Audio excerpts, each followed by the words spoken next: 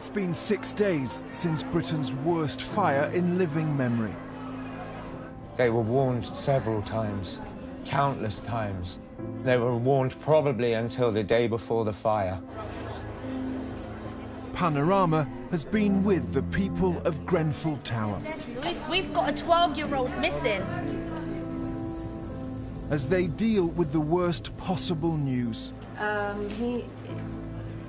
He died, yes? He didn't leave the house. As heroes are made. As they ask, where's the help? What sort of official support have you had? Absolutely nothing. And demand to know, how could this happen?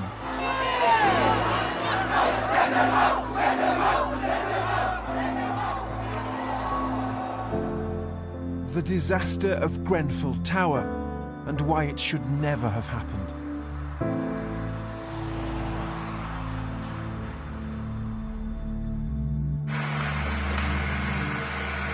Grenfell Tower on fire, fire brigade entering, fire spreading up.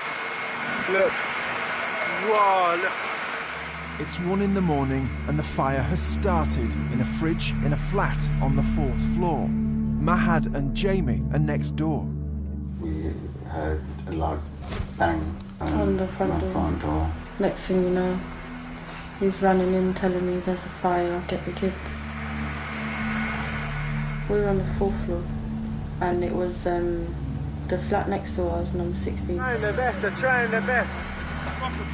He grabbed the towels, wet them, put them on the kids' head and dragged us all out. Grenfell Tower in West London has 24 floors with up to 6 flats on each level, home to around 600 people. 4 floors above the fire, 1 resident has stayed up late. I was playing PlayStation, I was in front of the TV, and I kept on smelling like kind of plastic, and I'm melting, and I'm thinking, what's the smell? I saw the lights outside my window, the flashing lights. I saw smoke and sparks and flames up on the 6th to the 7th floor. That's when I realized there's a fire. The fire quickly swept around the whole building. I've got a friend of mine who lives with me. Around 1 o'clock, alarm went off.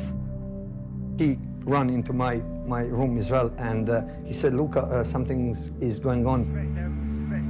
At about 1:30, there's little sign of panic. On the 8th floor, Khalid is the only person awake. I opened the door to look into the corridor to see if other people were there as well. And that's when I realized that my whole floor was just quiet. No one had woken up, everyone was asleep. Rather than run for his life, Khalid starts waking his neighbours. I knocked on the door and he opened the door and he said, what's wrong? And I go, there's a fire. But within minutes, the hall is full of smoke. The whole corridor just went pitch black and it was just smoke. Higher up, on the 11th floor, Luca tries to find the staircase, but the smoke is too thick. I was almost unconscious, but I knew a friend of mine still in the apartment, and I couldn't leave him in the apartment, and I decided to go back to pick him up. He was in shock, he was shaking, he was frightened completely. We took deep breath, both of us, with the clots on the mouth, and I was trying to find a way to the fire escape. Luckily, we found it. Governor, there's loads of people who are sitting or standing on the higher level here. Somebody was banging on the door from inside, from the hallway side. We opened the door. There was a lady, Asian lady, maybe 70 plus. She was crying. She was really, really out of control. We managed to get down, I don't know, 2 floors. I was trying to carry her, and then I asked her, can you walk? Like, we will help you. We're not gonna leave you. And she said, okay, just don't leave me. Oh no! Oh my God! When I was out of the building, seeing people come from other areas and scream, my granddad's in there, my dad's in there, my brother's in there, my sister's in there, my friend's in there, that made it 100 times worse. A ferocious fire is now ripping through people's homes. Oh my God. Oh, yo, yo, yo, yo! It literally looked like it was fizzing. I think no more than half an hour after the flames were popping out of the window, the whole building was immersed.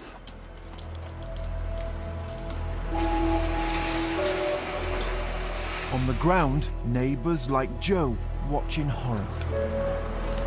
I actually saw two figures just drop. I could see their arms and things, arms and legs and stuff moving. Look, look, look, there's someone in the top with his chain in his leg.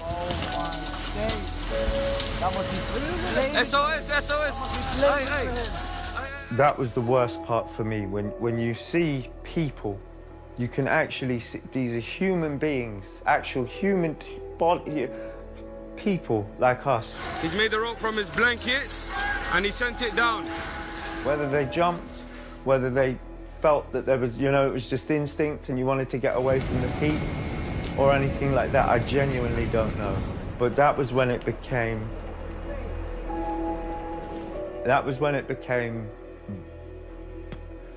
burned on my memory.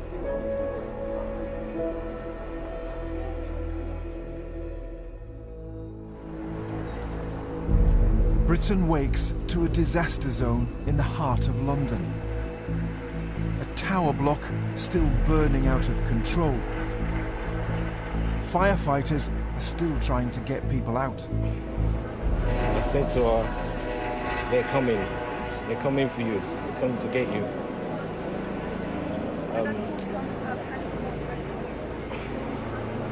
I don't know if they did. It's already clear many are dead. And scores of people are unaccounted for.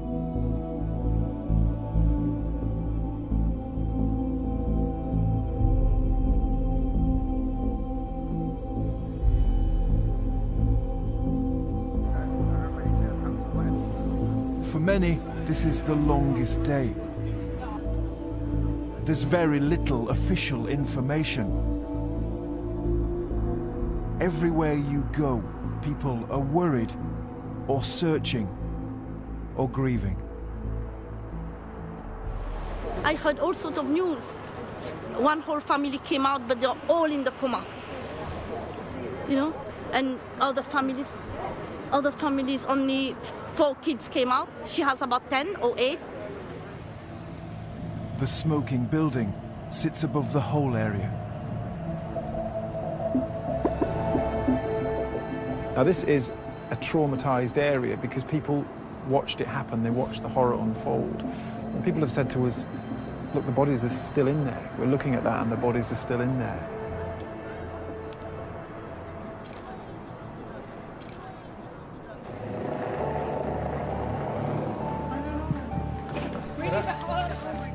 Alongside the searching and the horror, something extraordinary happens. Okay, can you bring this man forward? People go onto the streets and start giving their time and their possessions to those in need. Yeah, baby food and baby milk, yeah? Turned on the news and just ran straight down here, grabbed clothes and water.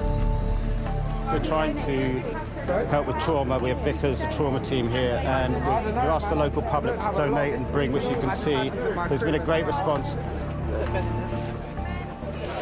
This is amazing. It seems completely spontaneous. All these people have come here just to help, to give what they can, to do what they can, to volunteer. I spent 13.5 years in the fire service in the London Fire Brigade. This is humanity. This is what life should be about. Someone's in trouble, we will come and help. You might expect an emergency plan, even the army, but there only seems to be volunteers offering help on the streets. So many people have come around the community. Yeah. She's giving me a hand in. We're all together, and it's a community. How we're going to get over it, it's a different problem.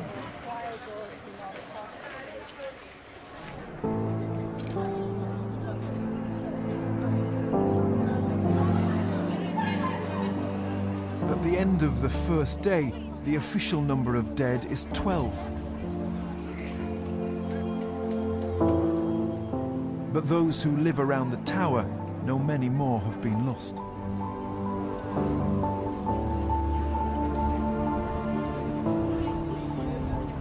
There's people still missing, but be honest in the heart, you know there's no, the survivors from off on the top floor, there's no one there, is there? There's no one, we know they're all dead.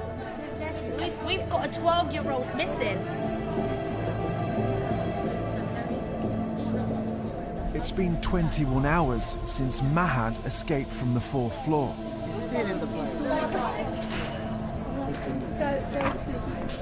Some of Mahad's friends thought he was dead. They've just found out he and his partner are alive. You need anything? Huh? You need anything? But many can't find who they're looking for. Maria knows her brother was near the top of the tower block at 1 a.m, just as the fire started. My brother, he lives on the 20th floor. He is disabled and he cannot walk. My mom called him 1 o'clock in the morning and he told her there is fire. She told him, come down. He told her, no, the police. I called the police and the police said to me, don't leave your flat. And they asked me to put towel on the door.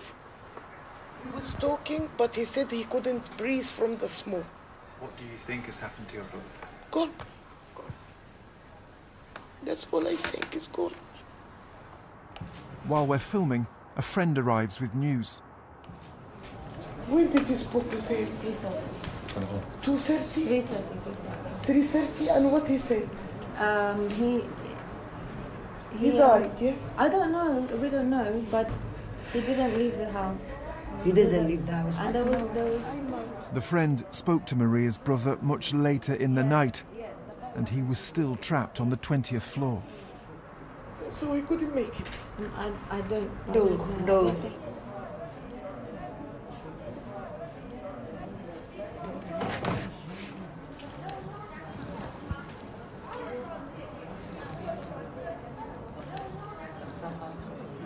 Is it still like my... He doesn't go out. He's dying up there. Because the fireman is still Please, we need the police. We need the police to find out.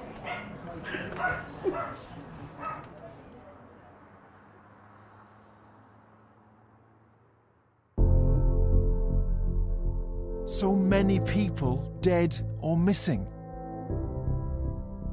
One question stands out. How can a small kitchen fire in one flat lead to all this loss?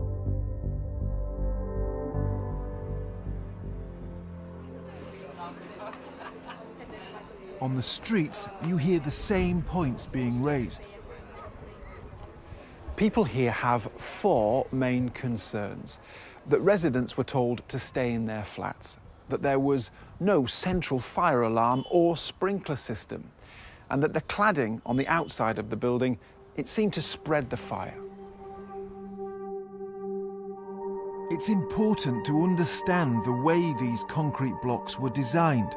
Fires are supposed to be contained in individual flats, so you don't necessarily need sprinklers or central alarms because the building's fireproof structure should give firefighters enough time.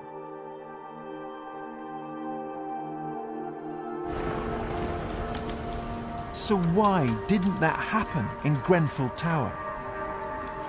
Panorama has been told by senior fire sources and residents that firefighters did put out the initial fridge fire. The fire in the flat was out. The plan was working. The danger should have been over. Staying put would have been the right advice. Quick, guys! Quick, guys! But crucial changes had been made to the tower's once fireproof exterior. So this building has been taken from a safe building where fire could not possibly spread across the surface of the building from flat to one which was a death trap. Grenfell Tower had been covered in cladding as part of a refurbishment a couple of years ago. It was supposed to help insulate the building. The cladding used was the cheaper, less fire-resistant variety. So it's the cladding that changes everything. That safety model doesn't work if the fire spreads rapidly, and that seems to be what happened here. I think there are questions definitely to be asked about the quality of the cladding. There's questions about how the cladding was applied to the building. For example, what happens if flame gets behind the cladding? I would say it is wicked that these people have lost their lives, totally and utterly unnecessarily. I will admit I broke down and cried. I knew that there will be a huge number of fatalities. What I also knew is that I had warned about this. It was foreseeable, and these deaths are totally and utterly unnecessary. So what's the view of the man who runs the council that owns the building? Nobody designs a building that does what happened on Wednesday morning. That is nobody's intention or expectation. But it does happen if you don't spend the money properly, because the design is flawed, because the material is cheap. It's banned in other countries, sir. We will need to look at that material, at the specification for what was done in the refurbishment of Grenfell Tower, but the council's intention at the time was to improve those homes. The authorities had been warned about the dangers of renovating tower blocks. 6 people were killed after a fire in a modernised building in London in 2009. By 2013, the government was promising a review of safety regulations. It still hasn't happened. The Parliamentary Fire Safety Group has written to the government about a dozen times, warning lives are in danger. Panorama has obtained those letters. The MPs say, can we really afford to wait for another tragedy? They complain life safety implications are not considered to be urgent. And just 2 months ago, they were still warning the government, it is now time to listen. The government acknowledged that producing a statement on building regulations had taken longer than expected. Today, the government told us that it still doesn't have a timeline for the review it promised in 2013. Red tape is seen as a burden. Well, red tape is the sort of thing that says you have a 1-hour fire door on your flat. That's red tape to some people. To people living in a block of flats, that's the difference between life and death. The government now says the cladding at Grenfell Tower was already banned. But that's not true. The regulations are unclear. That's why it's still being used. We have spent 4 years saying, listen, we've got the evidence, we've provided you with the evidence, there is clear public opinion towards this, and I think, you ought to move on it. The building management company and the council who own the building didn't have to rely on official warnings. They were told by those who live in Grenfell Tower that the building wasn't safe. In a blog 6 months ago, the residents predicted a disaster. Only a catastrophic event will expose the ineptitude and incompetence of our landlord. The Grenfell Action Group predict that it won't be long before the words of this blog come back to haunt KCTMO management. They can't say that they haven't been warned. They were warned several times, countless times. They were warned before the regeneration, they were warned during the regeneration, they were warned after the regeneration. And they were warned probably until the day before the fire. And what did they do about it? They did nothing. They were ignored, sir. They were ignored, sir, weren't they? They said there would be a catastrophe, and there was. Sadly, there has been a catastrophe. I don't think anybody can deny there's been a catastrophe. But what's concerning me and the council at this stage is, first of all, why the fire started, and secondly, why it spread so quickly. That rapid spread meant firefighters were walking into a multi-storey inferno, a situation they had never seen before. That's a real bluff. Oh. How is that possible? It's jumped up all the way along the flats. Look. How is that even possible? How was that happening?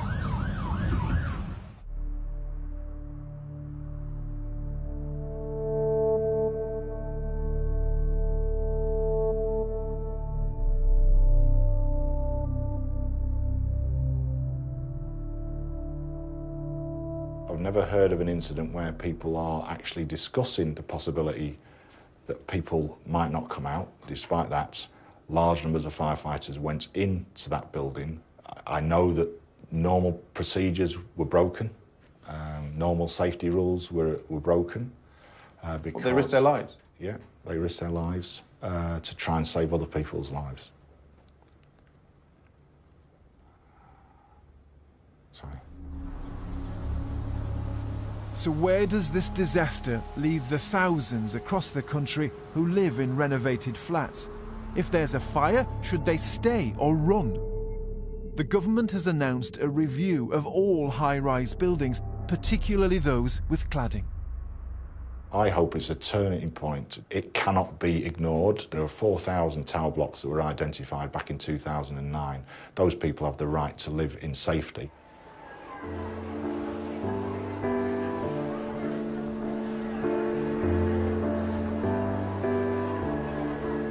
There's going to be non-perishable foods coming that needs to be sorted into boxes. You've got manpower, but ladies would probably be better to sort it all, you know? Over the course of the week, the volunteer army grew and grew. By Friday, so much had been donated, the community was struggling to keep up. To the council, I would like to say, please could you free up some storage for us, because everywhere is saying we're full, and yet more people are bringing, so what do we do? I've been here since the beginning, and one of the amazing things about what's happened here is the way the community has pulled together and sort of spontaneously looked after itself. It's incredibly impressive. What I also have to say is I have seen very little official help. Now, it may be here, but I haven't seen it. And neither have many of the local residents. They go after anybody, that's why we need them. Hey, listen, we're going to talk here one at a time, yeah? What's making us angry is that where do you see any real officials doing anything? If this was 2 weeks ago when the election was happening, every councillor would have been down here vying for votes. This is the poor city, and you got the rich city. We pay our taxes, I work. If you're paying your taxes and you are a resident in this community, why aren't you not counted as one? They know this is the richest borough of London. They're trying to get poor people out. You telling me if this building was the rich people living there, they wouldn't have been put off within half an hour. If it was, it's just poor people dying, that's what it is.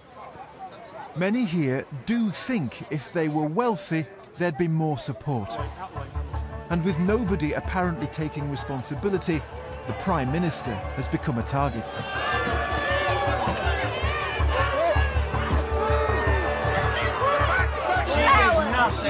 Move out the way!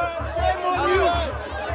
Because it's all publicity stunt to show that she has some type of heart and soul. And she really doesn't. It's cold. We need to hear you talk. This is awful. But the council is the main focus of anger. A crowd gathers at Kensington Town Hall. People are very angry here, and truthfully, this has been coming. For the first couple of days, people were just smashed by what had happened. But now, people are demanding answers.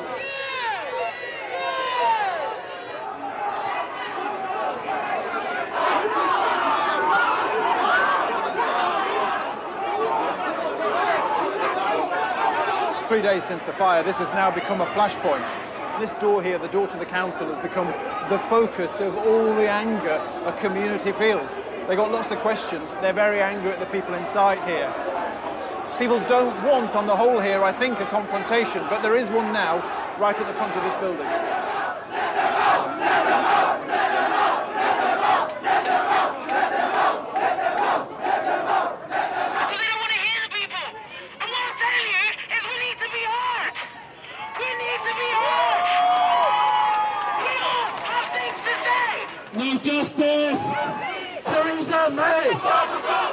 The crowd marches back to Grenfell Tower. It takes them through some of Britain's richest streets. They are not ready for their story yet. They haven't made their excuse. What do you think of what's happening? This protest, it's fantastic. I mean, because what happened is an absolute outrage and terribly sad for this community. And the council don't listen to what people want to say. We are one. People want to come to our communities and divide it. That's not happening. Yeah? Stick together, because we are one. The people who died in that tower were let down by the system. The people who survived feel that they were let down again because they got no help. Do you feel guilty, sir? I'm obviously extremely upset by the scale of the devastation that took place last Wednesday morning, and I support all the efforts that are being put into place, the inquiries that are being set up. The latest prediction is that 79 people lost their lives in the Grenfell Tower fire. Mahad has given up completely on support from the authorities. I have not seen head of the Kensington and Chelsea housing come out to the victims and say, we're working on this. The people who are responsible for the safety of Kensington and Chelsea community are not doing enough. Joe has been moved back into his apartment block next to the tower. And Luca, who escaped from the 11th floor, has been reunited with the woman he saved. Are you the one? Yeah, I am the guy. Oh my God. As far as I remember, I know a big man who picked me up without thinking. I just opened the door and put me up. Oh my God.